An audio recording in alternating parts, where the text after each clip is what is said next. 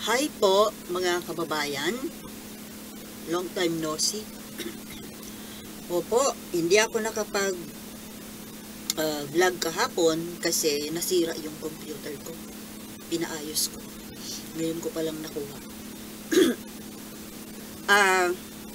Pero kahit wala akong computer, panood ko sa cellphone yung ibang mga issues na kahapon ko pa nga sana gustong talakayin with you. Sino po sa inyo ang nakapanood na noong vlog ni Attorney Libayan? Siya nga po pala, yung pong hindi pa nakakapag-subscribe, nakakapag-follow kay Attorney Libayan, ay advised po na i-follow po natin siya kasi marami po tayong matututunan doon tungkol sa batas. At ito nga po, lagi ko naman yan siyang pinapanood si Attorney, pati si Attorney Claire, kasi siyempre, pampatalino, kumbaga. Maganda na po kasi yung may alam tayo ng konti sa batas para hindi tayo naluloko, naiisahan, di ba? So, ngayon nga, itong last na napanood ko kay Attorney Libayan, yung kanyang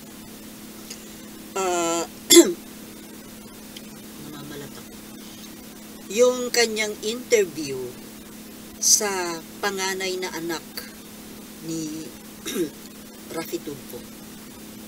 Yung panganay at legitimate child ni Senator Raffy Tulfo. Doon po sa anak niya, doon sa kanyang legal wife, first and legal wife, na si, ano pangalan?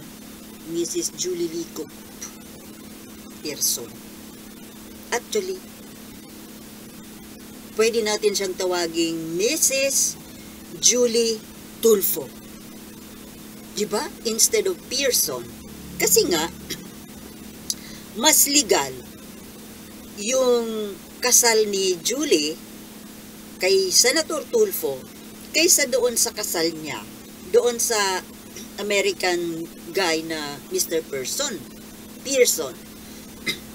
Kaya siguro hindi naman masama na tatawagin ko si Miss Julie ng Mrs. Julie Tulfo.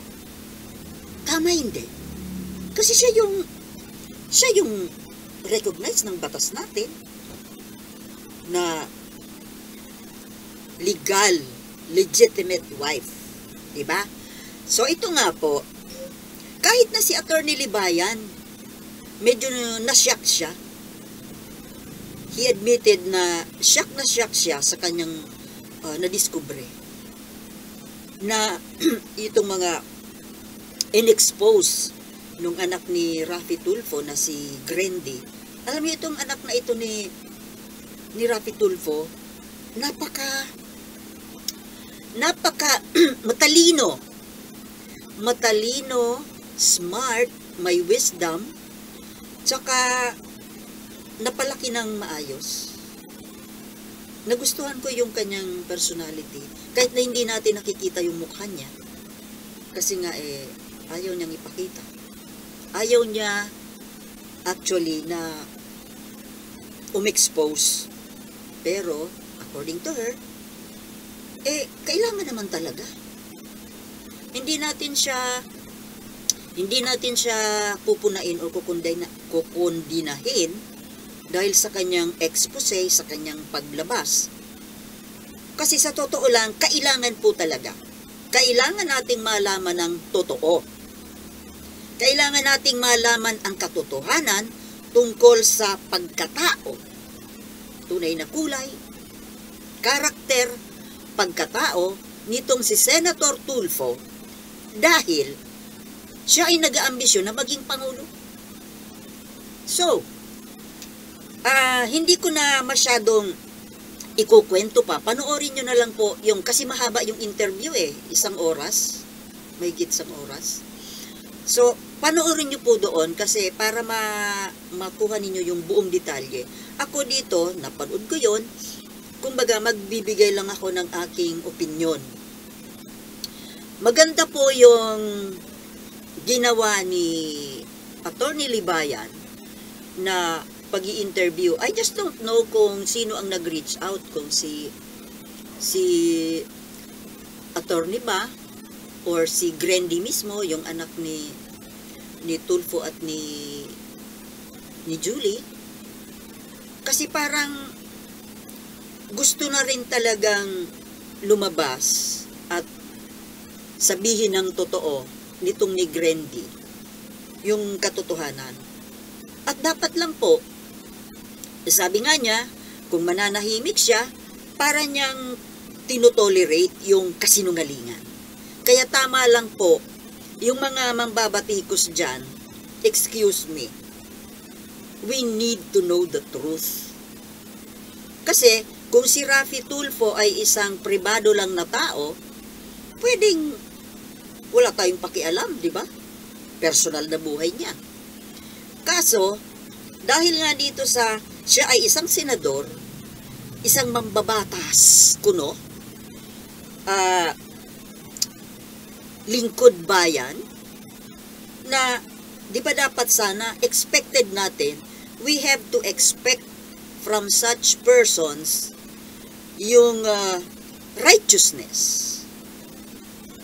At least, hindi natin sinasabi, nobody's perfect, pero at least yung morality, yung pagiging straight, wala namang malinis. But, kung ikaw ay papasok sa politika, especially kung gusto mong nag-aambisyon ka na maging pangulo ng bansa, di ba dapat lang na disente ka? Kagaya niyan, kung ikaw ay tatakbo ng maging pangulo, manalo kang pangulo, sino ang first lady mo dapat? Di ba yung tunay na asawa? Or, well, si Mr. Duterte, at least, ang ipinakilala niyang first lady ay yung pangalawa niyang asawa kahit hindi sila kasal. Kasi, alanganin din namang ipakilala niya gawin niyang first lady yung first wife niya kasi, di ba, annulled na sila eh. Annulled na. So, kumbaga, single and single. Pero itong kay Raffy Tulfo, napakadumi. Mga kababayan, paano ko nasabing napakadumi? Napakamanluloko po nitong taong ito pala. Nung ako ay, when I keep on watching his TV program, yung RTIA, noon kasi nung may sakit ako noon, in-advise sa akin ng kapatid ko na mag-enjoy daw ako, panoorin ko daw itong Raffy Tulfo in action para mag-enjoy ako. Na-enjoy ko nga nung umpisa, kasi yung mga, nakakatawa po kasi yung mga, doon yung mga palabas, yung mga problema ng mga mag-aasawa, mga kabit-kabit, nakakatawa. But later on, napansin ko, teka kako, napansin ko na parang ganun lagi-lagi. Ganun palagi ang content, yung mga tinatanggap nilang mga problema. Puro tungkol sa mga kabit, mga nagloloko. Tapos, kaya rin na-disappoint ako kay Raffy Tulfo dahil may inilapit ako dyan na problema eh. Yung tungkol doon sa nag-swindle sa akin ng napakalaking pera. Humihingi sana ako ng tulong. Pero, ilang ulit akong nag-reach out sa kanila, nag-send ako ng message sa Facebook. May sumagot one time, yung autoresponder yata yun. Autoresponder. One time lang. Ang sabi, babalikan ako. Pero, wala. Ibig sabihin, noong naniniwala pa ako dyan sa RTIA, I was hoping na matutulungan ako. Actually, yung taong isusumbong ko sana sa kanya, may nagsumbong na another biktima nung taong yon. At ang nagbigay ng atensyon yung bitag, yung kay Ben Tulfo, kapatid nito ni Rafi. Sabi ko, mas maigi pa pala ako si Ben Tulfo. Kasi dito, yun, binigyan ng, yung tungkol sa pautang na ayaw magbayad, pagkalalaking mga amounts. Isa rin po ako doon sa nabiktima ng taong yun, yung kagawad. Anyway, bukod, hiwalay na ano yun. Basta yun po ang nangyari. Lumapit ako sa Rafi Tulfo in action. Walang naging aksyon. Sabi ko, yung problema ko ba, hindi ba yun mahalaga?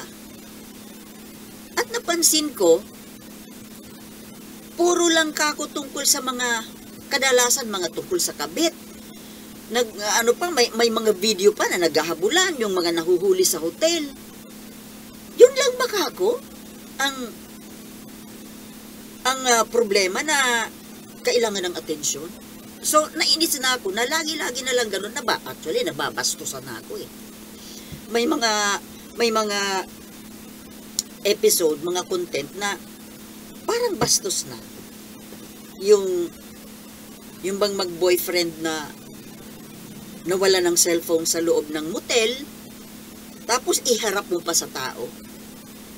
Mga ganon, hindi na, para sa akin, hindi na maganda. So, I stopped following RTIA. Tsaka, nakailang ulit ako ng pakikipag-communicate, pero talagang wala. So, ibig ko sabihin, namimili sila. Selective sa pagbibigay ng tulong. Yun lang na mga, ibig sabihin, magkaka-views. Kasi pag tungkol sa mga kabit-kabit, malaki, mataas ang views eh. So, at ito nga po, itong tungkol sa interview, balikan natin. Interview doon sa anak ni Tulfo na panganay na iniwanan ni Tulfo, nasa tiyan pa, ipinagbubuntis pa lang, iniwanan yung asawa. Hindi nagpakita for how many years. Kaya nga, just a short kaya nakapag-asawa itong Julie,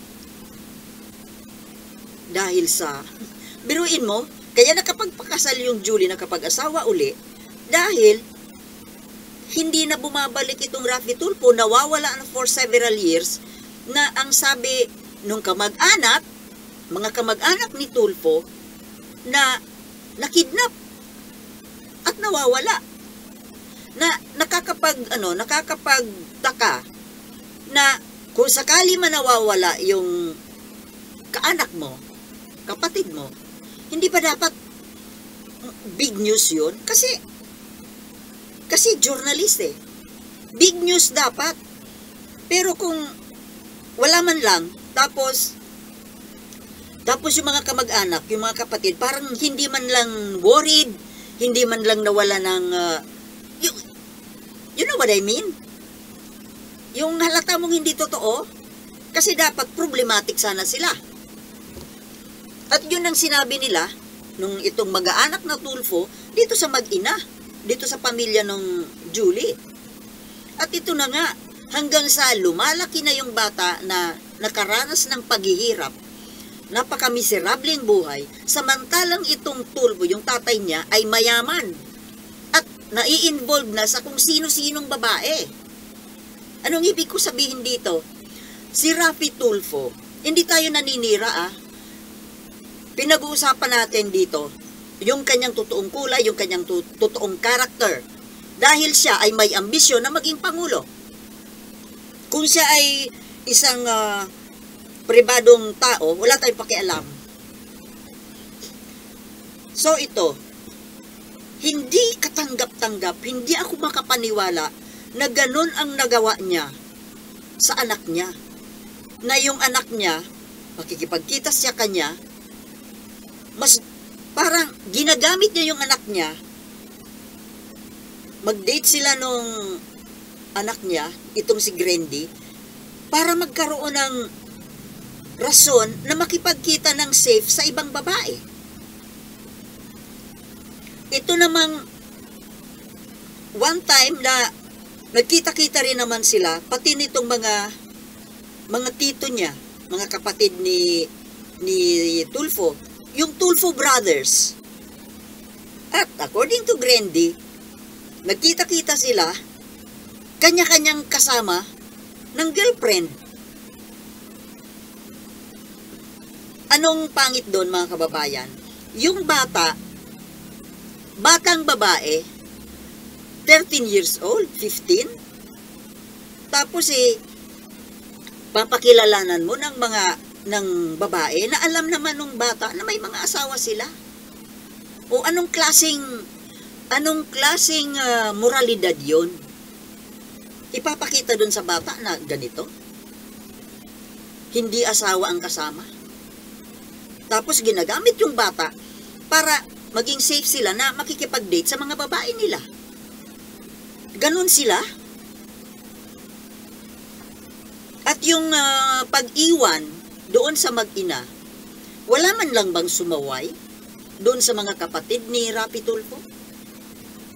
Wala man lang nag-advise kay Raffy Tulfo na, oy, suportahan mo naman yung mag-ina mo? Tapos, ano pa? Ang daming pinakasalan na parang manluloko ang dating, di ba mga kababayan? Manluloko. Hindi lang basta manyakis, manluloko. Parang ang bobo naman niya. Basta lang siya magpapakasal sa isang tao na mayroon siyang kasal na unang kasal. Hindi man lang siya magtanong-tanong sa mga abogado, sa mga nakakaintindi kung mali ba o tama yung gagawin niya. Wala man lang nag-advise. Hindi siya nag-seek ng advice. Na, kasal siya sa isang babae, tapos ito magpapakasal na naman, magpapakasal doon, magpapakasal dito. Ganyan ba, mga kababayan? Tapos kung mag-project siya ng sarili niya dyan sa Raffy Tulfo in action, akala mo kung sino niyang napakatinong lalaki, napakatinong padre de pamilya. Diba? Pinagmumura niya yung mga tatay na nag-aabandon ng anak, yung mga hindi sumusuporta. Diba? Na kumbaga, look who's talking. Ngayon noon hangang-hanga tayo sa kanya na pinapagalitan niya itong mga ganito, mga ganyan, na mga nag-aabandon na ng pamilya. Siya pala ganun din. Hindi man lang nangilabot. Hindi man lang kinilabutan sa pinaggagawa niya. Tapos ngayon, porque may mga natutulungan na kung tutuusin, sabi nga ni Grandy, hindi naman talaga totoong tumutulong. Ginagamit yung mahihirap para siya kumita. Kumita siya ng bilyon, ang ibibigay niyang tulong sa tao, halagang 10,000. Yan ba? Tulong ba yan? Kaya minsan nung mga previous vlogs ko na ina-attack ko si Tulfo, yung isang Tulfonatic, binabati ko sa ko, bakit ako ra ba may natulungan? Yan, tingnan mo, doon sa mga tagahanga ni Tulfo, ngayon na narinig ninyo yung expose ng anak, tuloy pa ba kayo sa paghanga sa kanya? Abantangan nyo naman. At yan ba, ganyang klase ba na tao ang gusto ninyo na maging susunod na leader natin, maging pangulo? Actually, itong si Tulfo, nakakatakot ito na maging pangulo eh. Diktador. Bukod dito sa background niya na napakapangit na background, napakadumi na nakaraan. Bakit ikaw ba, Sultan? Malinis ka? Hindi rin. Pero hindi ako tumatakbong pangulo. Pribado lang ako. ang pinupuna natin, itong mga gustong tumakbo dyan sa mga matataas na posisyon sa gobyerno. Iboboto nyo ba yung ganyan? Napaka-plastic. Number 1 sa pagka-hypocrite. Napaka-ipokrito, napaka-plastic. Kala mo kung sinong matino, sinong mabait, yung pala, immoral. Tapos kung magsalita, pag dyan sa Senado, di ba? Kung sigaw-sigawan niya yung mga ibang tao dyan, yung mga resource persons, akala mo kung sinong magaling. Napaka-diktador. Di ba, sana maging diktador kung matalino?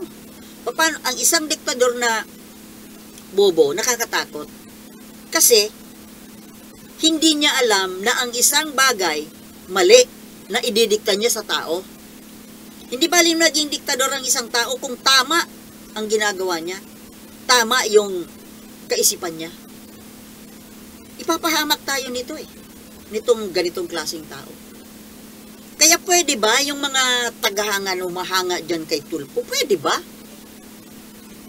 Pakinggan ninyo yung interview na yun ni Libayan, Attorney Libayan, doon sa anak at doon sa asawa. At ito namang itong bagong kinakasamang tinatawag na asawang si Jocelyn Pua, Congresswoman. Excuse me mayaya naman kayo. Sana kung kayo mismo, kayo na hindi legitimate na pamilya, magkusaman lang kayo na ambunan naman lang yung tunay na yung tunay na may karapatan. Kayo nag-i-enjoy kayo ng buhay ninyo na sa pinagpaguran ni Tulfo.